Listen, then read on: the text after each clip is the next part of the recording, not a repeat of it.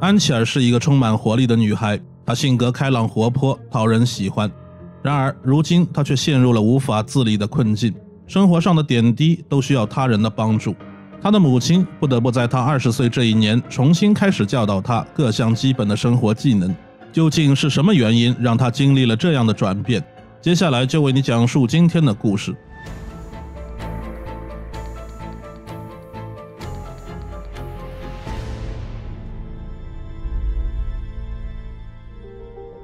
拉夫堡是英国莱斯特郡查恩伍德自治市的一个城镇，同时也是市议会和拉夫堡大学的所在地，人口约55900人，是该县人口第2多的镇。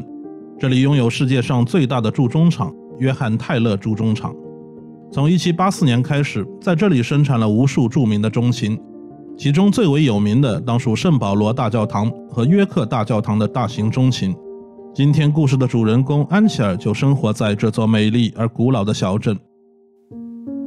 安琪儿·林恩2001年出生于拉夫堡，她拥有一头迷人的金发，笑容灿烂如阳光。她活泼的性格令人印象深刻。在她18岁这一年，安琪儿迎来了生活中2个重要的里程碑，她获得了驾照和第1部手机。这2个新的成就让她的生活变得更加丰富多彩。他现在可以自由地探索这个世界，不再受到时间和地点的限制。安琪儿的表妹费伦是他忠实的玩伴，他们经常开着车去任何他们想去的地方。和大多数女孩一样，他们开始尝试化妆，开始唱歌和跳舞，开始在社交平台上分享生活的点滴。他们对一切新鲜事物充满了好奇和兴趣。对于2人的父母，看到年轻的女儿们开始探索世界，总会有一些额外的担心。他们希望女孩们能尽量听从他们的建议，晚上减少外出，以保证自己的安全。然而，父母的叮嘱有时候会让女孩们感到有些多余，甚至是杞人忧天。他们很享受自由探索的感觉，就像整个世界都向他们打开一样。安琪儿在爱玩的同时也很懂事。她在进入大学后找了一份工作，雪莉是安琪儿的同事。当她第一次看到安琪儿时，感觉很奇怪。这么青春靓丽的女孩怎么会来当清洁工呢？她做了美甲，烫了头发，拿到工作服和安全帽后，第一件事就是自拍，完全不像是来干活的。当时雪莉甚至不想和安琪儿一起工作，但当安琪儿开始工作后，证明雪莉的看法是错误的。她一点也不怕弄脏自己，做起事来比自拍更努力，脏活累活抢着干，这让雪莉对她刮目相看。在工作时，安琪儿也会为枯燥的时光增添很多欢笑，她的阳光可以感染任何人。从那时起，雪莉和安琪儿成了无话不谈的朋友。费伦和安琪儿就读于同一所大学，他们的男友也互相认识。起初，安琪儿和男友关系密切，双方的长辈也很放心2人的交往，但是最终他们还是分手了。由于他们是同一个圈子的好友，这会让安琪儿感到有些尴尬。所以在那之后，安琪儿就很少和圈子里的朋友一起玩了。那段时间，安琪儿的情绪有些低落，她的母亲尼基将这一切看在眼里，但在感情问题上，她也帮不了什么。尼基对此并不太担心，她知道这只算是人生旅途中的一个小插曲。果然，没过几天，安琪儿就从失恋的阴霾中走了出来，因为她遇到了一个新朋友——查伊·鲍斯基尔。查伊比安琪儿大1岁。他外表清秀，风趣幽默，在安琪儿看来，查伊什么都懂，浑身都散发着魅力。最重要的是，他们几乎是一见钟情的。查伊带着安琪儿去了很多之前他没去过的地方，安琪儿非常高兴能遇见查伊。在那之后，2人变成了情侣，他们一有时间就会待在一起。但是当安琪儿将查伊带回家时，他的父亲帕迪从一开始就不喜欢查伊。因为查伊没有正当的工作，也没有上学，所有的开销都来自他的母亲和安琪儿。相反，安琪儿一边上学一边工作，比查伊要懂事得多。而且尼基和帕迪了解到，查伊不仅不务正业，而且还是一个坏孩子。他曾因盗窃汽车和摩托车而被定过罪。他们非常担心女儿和这样的人在一起。但当2人找安琪儿谈论此事时，安琪儿显得有些不耐烦。在那之后，他总是装着和其他朋友出门，其实还是和查伊在一起。尼基和帕迪其实知道此事，但女儿已经长大了，不能再对他说什么能做什么不能做，他有自己的想法，并且觉得他自己是对的，说太多只会适得其反。在认识查伊之前，安琪儿从不隐瞒他的行踪，但现在一切都变了，查伊像是有什么魔力一样深深地吸引着安琪儿。当然也有可能安琪儿也知道查伊做过坏事，他羞于让别人知道他迷上了一个坏孩子。帕迪有时候会翻看安琪儿小时候的视频，她是如此的可爱，就像她的名字天使一样。她总是对新鲜事物充满好奇，也敢于尝试她感兴趣的事。作为一个女孩，她的梦想有些特别，她想成为一名法医科学家，帮助警方破解谜案。她现在所学的公共服务课程就是为了这个梦想而做准备的。她选择清洁工的工作，也是为了能提前适应将来可能面对的恶劣环境。而且他还以优异的表现获得了和警员一起工作的机会。原本一切都朝着好的方向发展，但自从安琪儿认识了查伊，他的梦想可能无法实现了。现在他只想和查伊在一起。他还在脚踝上纹了一个纹身，写着查伊的名字。他对查伊非常痴迷，不管什么人对他说任何话都听不进去。帕迪现在只希望是自己想多了，做过坏事的孩子也许未必一直会做坏事。没过多久，查伊又做坏事了。他因盗窃罪被判处9个月监禁。查伊被关在诺丁汉监狱服刑。在此期间，安琪儿经常给他寄钱，还每天傍晚6点钟给查伊打电话，因为那是查伊唯一可以接电话的时间。为此，他每天会准时下班。雪莉还以此调侃他，同时雪莉也觉得安琪儿似乎被查伊控制了。6个月之后，查伊被提前释放，这对帕迪来说是个糟糕的消息。更糟糕的是，安琪儿又和查伊在一起了。尼基觉得女儿真的是喜欢查伊，但查伊则未必。相反，他在利用安琪儿对他的感情来控制他。安琪儿只要没有和查伊在一起，他的手机就会不停地亮起，什么可以做，什么不可以做，这些父母都不说的话成为查伊说的最多的话。一次雪莉的女儿过生日，邀请了安琪儿。安琪儿还带着雪莉去莱斯特购买生日蛋糕。雪莉注意到在途中她的电话一直在亮。安琪儿简单的回复了几句，但短信还是没有停过。而且查伊正开着另一辆车远远地跟在后面。安琪儿似乎不希望雪莉看到短信的内容，但当她回复的时候，还是不小心被雪莉看到了。查伊一直用不堪入目的语言在指责安琪儿。雪莉忍不住说，难道参加朋友的生日会都不可以吗？安琪儿说，因为查伊看到雪莉家里有其他男孩。雪莉无法理解安琪儿是如何忍受这样的约束的。2020年9月16日傍晚，尼基正在厨房做晚饭，他看到安琪儿从外面进来翻找他的钱包，而身后的查伊也跟了进来。刚进门就满口粗话的大声喊要80英镑。听到动静的帕迪从房间走出来，对查伊说，注意你说话的态度。安琪儿试图将父亲推回房间，以免两人发生争执。此时尼基也从厨房走了过来。安琪儿回头说，妈妈，你不要插手，否则事情会变得更糟。接着他就将查伊拉到了自己2楼的卧室。帕迪和尼基听到卧室里不时传来查伊的辱骂和碰撞的声音，他确定查伊是在打他们的女儿。帕迪怒不可遏，想冲上去保护女儿，但被尼基拉住了。现在最该做的是报警，直到警员到场，事态才得以平息。查伊在安琪儿家尚且不管不顾，可以想象如果在其他地方，他将如何对待安琪儿。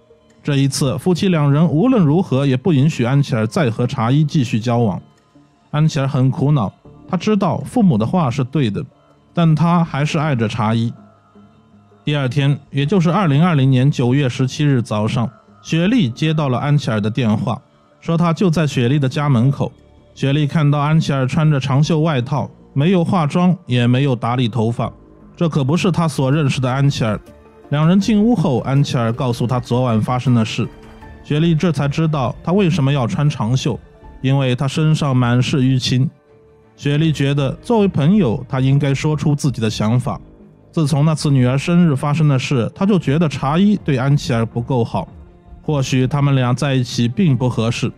安琪儿的表妹费伦也很久没有和姐姐一起玩了，他们的交流也没有以前多。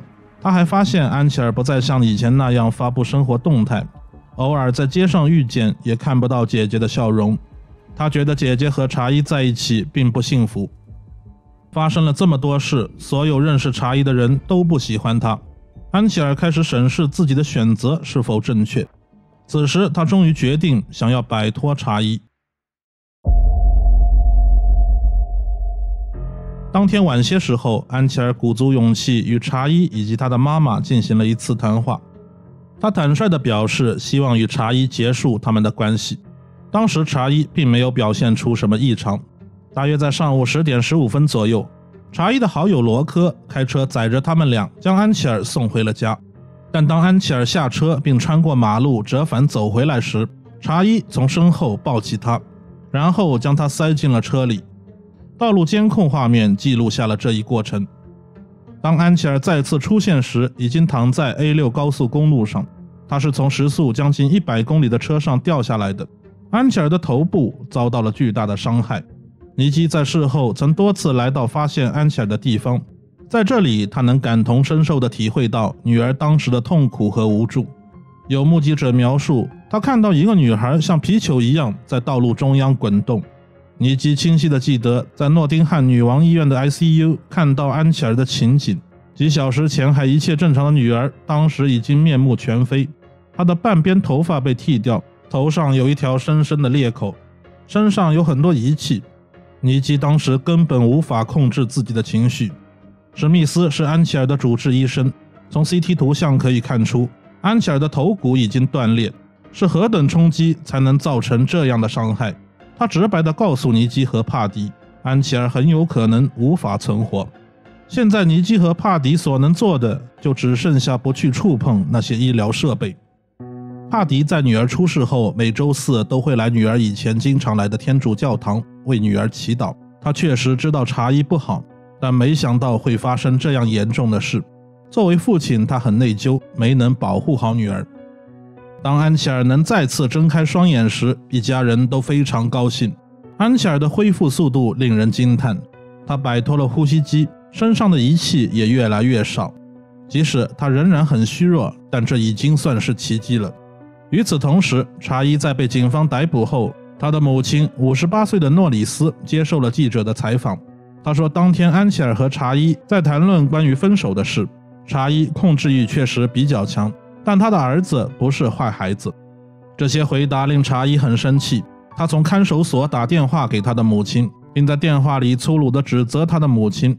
他觉得母亲的回答对他很不利，他要求母亲立刻打电话给警局，说在接受采访时喝了酒，自己都不知道在说些什么。诺里斯照做了。茶一当时并不知道电话都是有录音的。You best ring them up now, Mom. As soon as you get off this phone, and you ring them up, and you say, and you tell them you was drunk. Make sure you tell them you was drunk.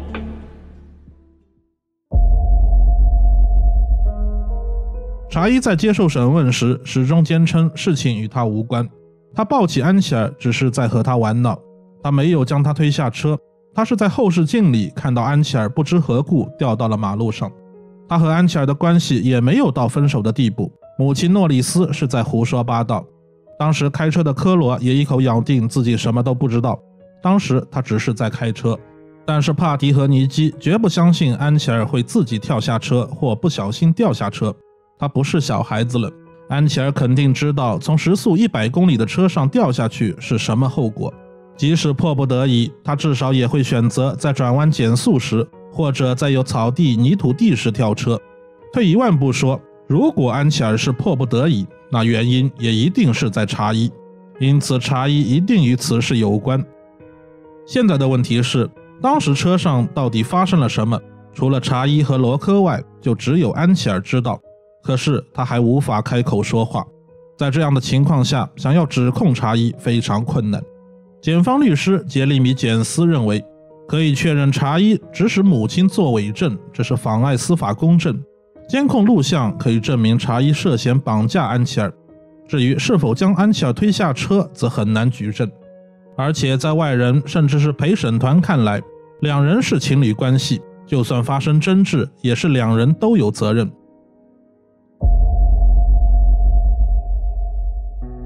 在听证会上，查伊和一些人所说的话令安琪儿的家人和朋友无法接受。接着，简斯仔细查看了查伊和安琪儿的通话记录、短信和聊天工具的对话记录，他在与安琪儿的交往中又扮演了怎样的角色？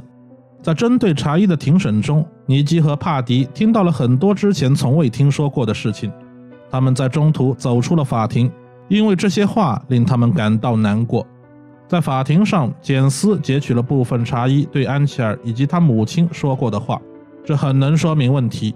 最终，简斯说服了陪审团，查伊因绑架、伤害以及妨碍司法公正被判处7年6个月监禁，3年不得假释。罗科桑索姆因绑架罪被判处21个月监禁。按照这样的判决，查伊只需服刑一半的刑期，再加上还押的时间，他最早可能在2024年6月就会获得自由。对于查伊的行为以及他对安琪儿所造成的伤害来说，法院裁定的刑期有些太轻了，这不足以反映这一行为的恶劣。安琪儿的家人也对这样的裁决感到不公，因此检方再次提起诉讼。在2审判决中，查伊的刑期由7年6个月增加到12年，尽管这仍然不够长，但总算也让查伊付出了代价。安琪儿的康复训练进行得很顺利，他已经可以正常进食，也开始做一些简单的动作，像是擦脸或穿衣等，但他再也无法恢复到以前的样子。这场事故给他带来了无法逆转的影响。在出事后，安琪儿的母亲一直担任他的主要护理人，母亲用无限的耐心和爱心帮助女儿进行康复训练，还经常和她玩一些简单有趣的小游戏。安琪儿虽然还无法说话，但他知道发生了什么，也知道最爱自己的永远是父母。在安琪儿20岁生日那天，许多多年未见的好友来到他家中为他庆生。看到曾经健康漂亮的安琪儿现在变成这个样子，每个人的心中都非常难过，但是大家还是打起精神，并用微笑来祝福他，希望安琪儿能够尽可能的恢复健康。